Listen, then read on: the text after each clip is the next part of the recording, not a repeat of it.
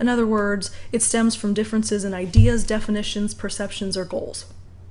So, my idea about something is this, and your idea about something is this, and we just differ on that. Same thing with definitions. Remember, experience plays a huge role in our definitions of things, our perceptions of things, our goals. So, my experience has been one thing, and I understand something to mean this, and your experiences have indicated that that means this.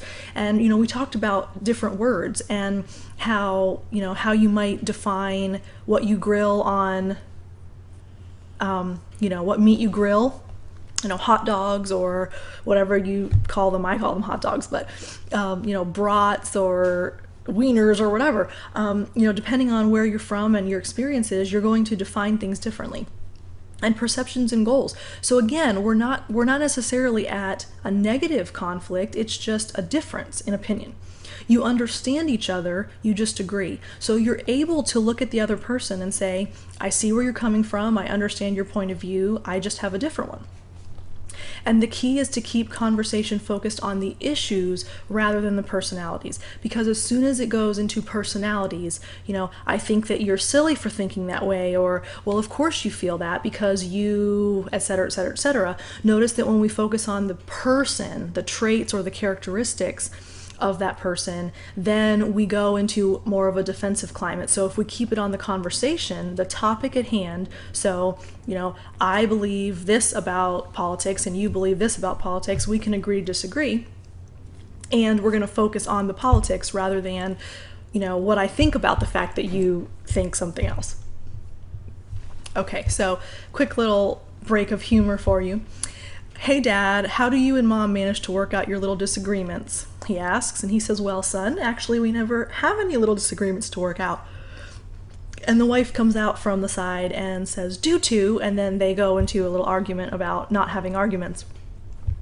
And I think often we don't think of certain contexts as disagreements or arguments or conflicts.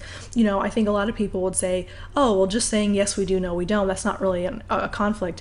But again, remember, even a simple difference of opinion qualifies. So if we're thinking about strategies to handle simple conflict, so remember, simple conflict, you agree to disagree, you understand where the other person is coming from, you just maintain your own opinion. So how to handle this? Clarify you and your partner's understanding of the issues.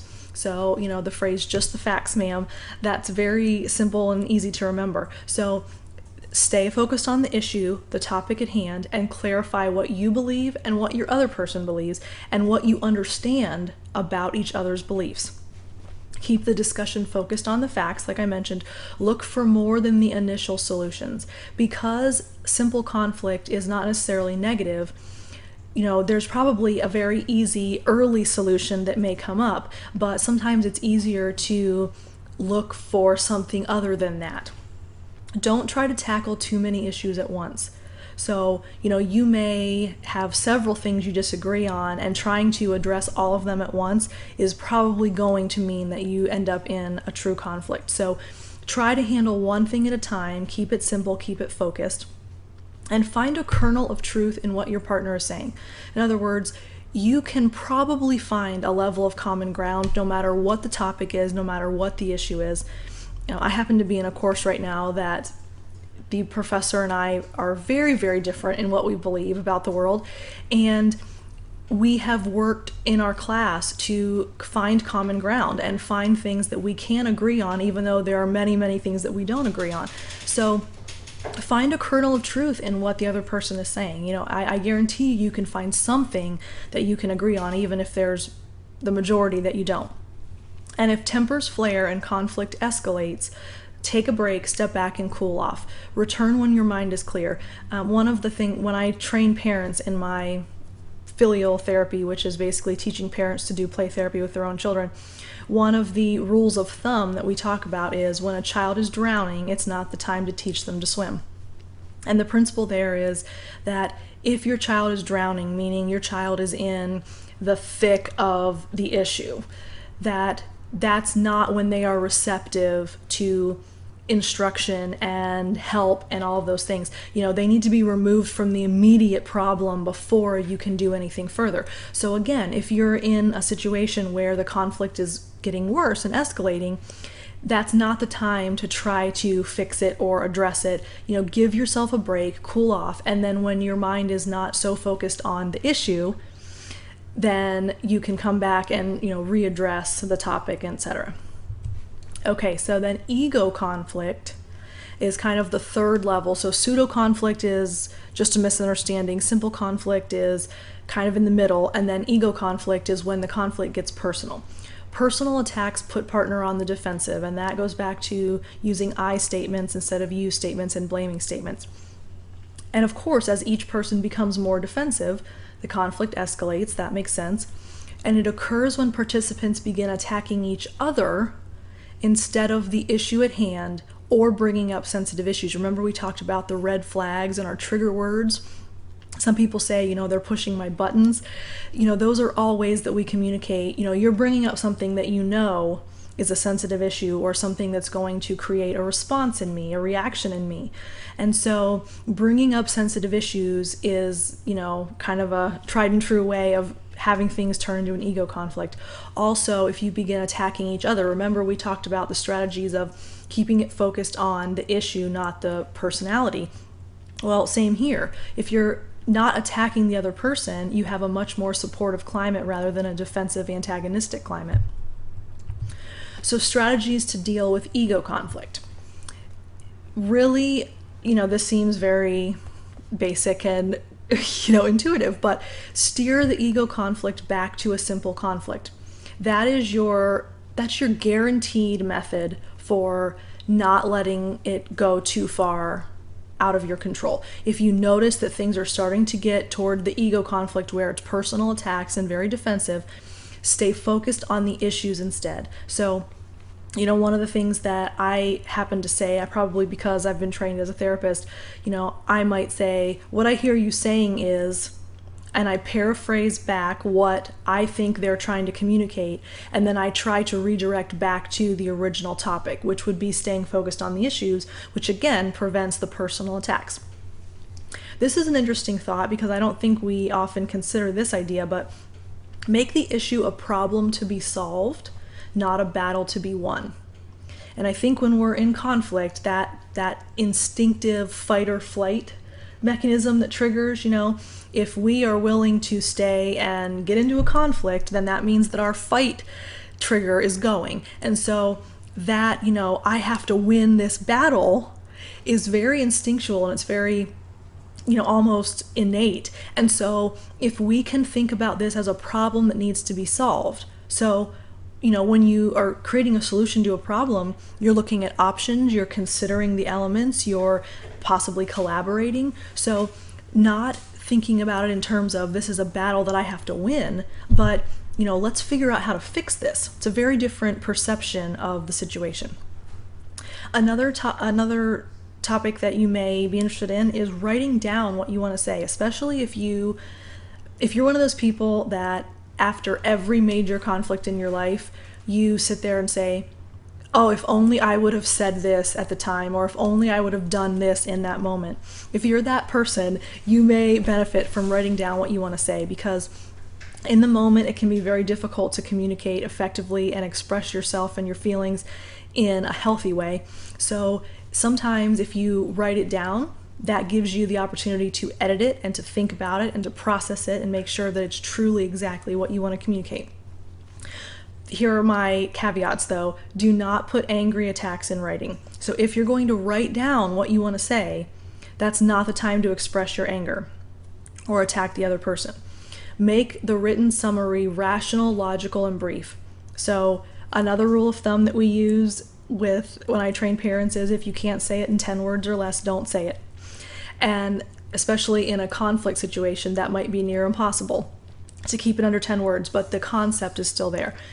The more concise and to the point and clear and brief you can be, obviously when there's a sensitive issue, when there's something that, both people have investment in the issue and they both have their own feelings and their own perceptions and their own ideas about things, you have that automatically all playing in, right? And so the more, you don't want to listen to somebody blabber on and on and on when you're already kind of heated about the topic to begin with. So the meaning of your message gets lost the more words you use.